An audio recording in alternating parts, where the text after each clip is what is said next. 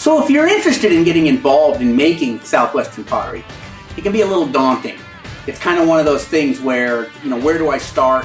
What equipment do I need to get started? So in this video, I'm going to talk about the things you need to have and to know to get started making Southwest pottery. And hopefully I can give you those resources to get you started or to know where to get the things you need so you can get started. Check this out.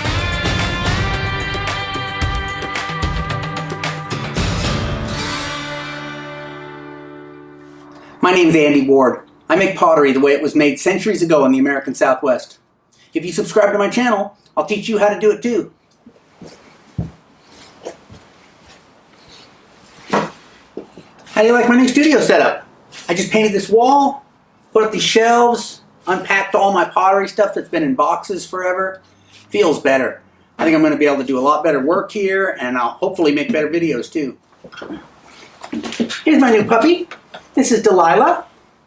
She's from the litter we had here a couple months ago. She's the one we're going to keep. So she'll be my good studio dog. I take her on my adventures when I go looking for clay.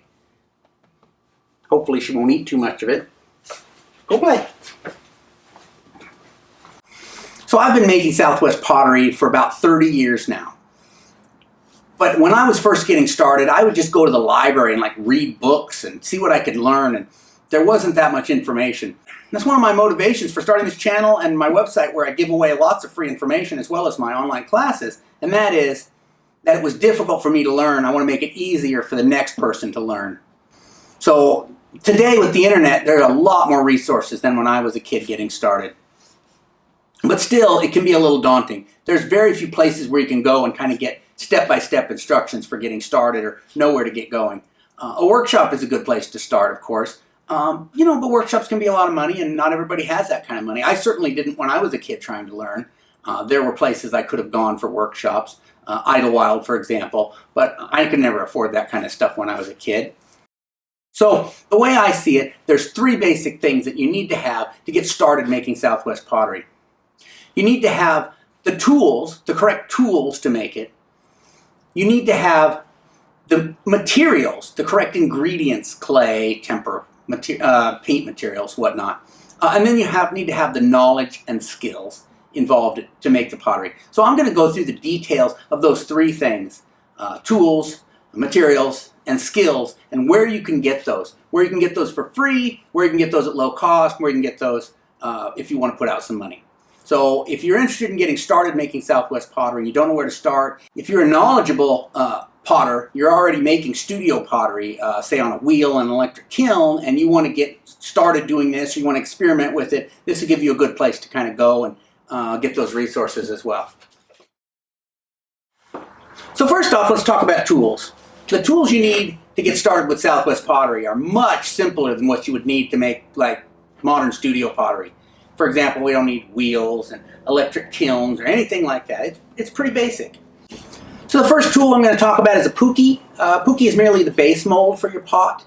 This is a ceramic puki. I make these myself. It's earthenware. And because it's earthenware, it absorbs moisture, which means eventually the clay is going to shrink and pop out on its own, which is nice.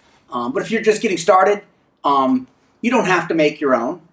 There's places where you can buy pukis. So example, New Mexico clay, and I'll have a link down in the doobly-doo.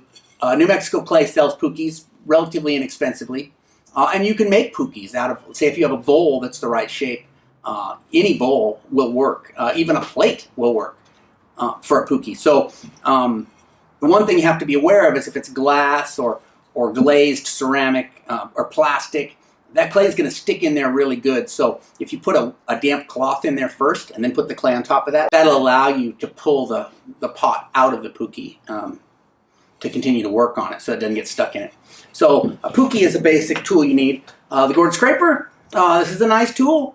It's it's universal almost in Southwestern pottery, but you don't have to have a gourd scraper.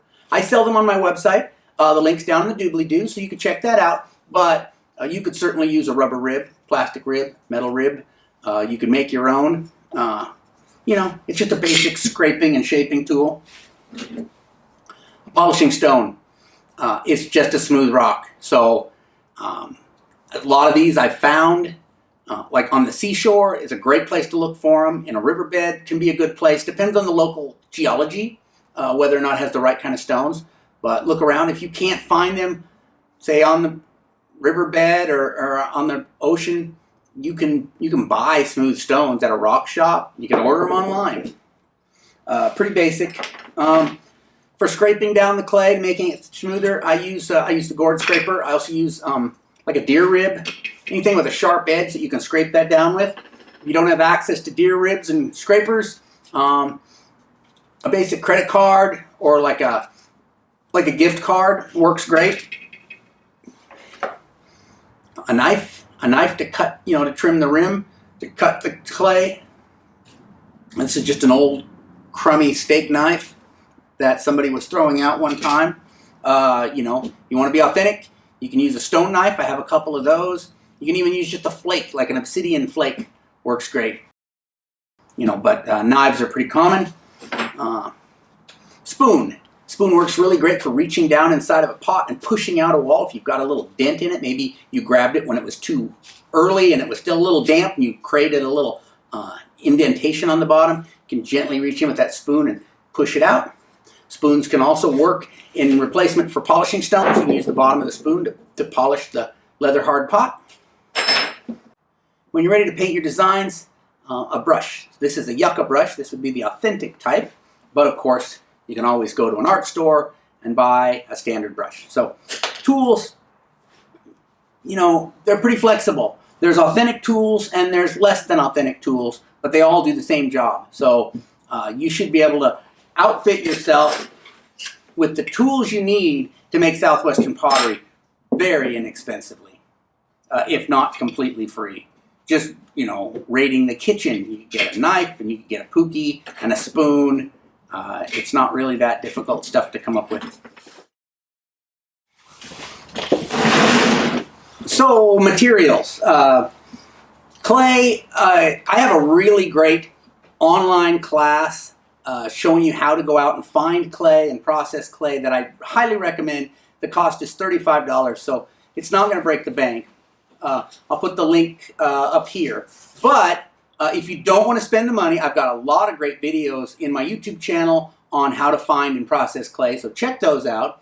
And you can buy clay if you want. New Mexico Clay, again, sells some really great low-fire clays from the Southwest that work really fine for this kind of pottery. So if you just want to purchase clay, there's that. Here's, when it comes to decorating your pots, you'll need some different colors. This is some white clay that I collected up in northern Arizona that I've been using for a slip for this kind of pottery to make it nice and white. You can see that the body clay underneath is brownware, and then it has this white slip over it. So if you take my class, my online clay class, there's a map on there. At the end, you got a map, like a Google map with locations of all different clays in the Southwest that you can hunt down. So if you do take that class, then there's that, and you can kind of follow the treasure map to find some of these colorful clays that you'll need for decorations. But, you can purchase those online as well, places like New Mexico Clay or other clay suppliers. Okay, and that leads us to the third point, the knowledge and the skills necessary to make Southwest pottery.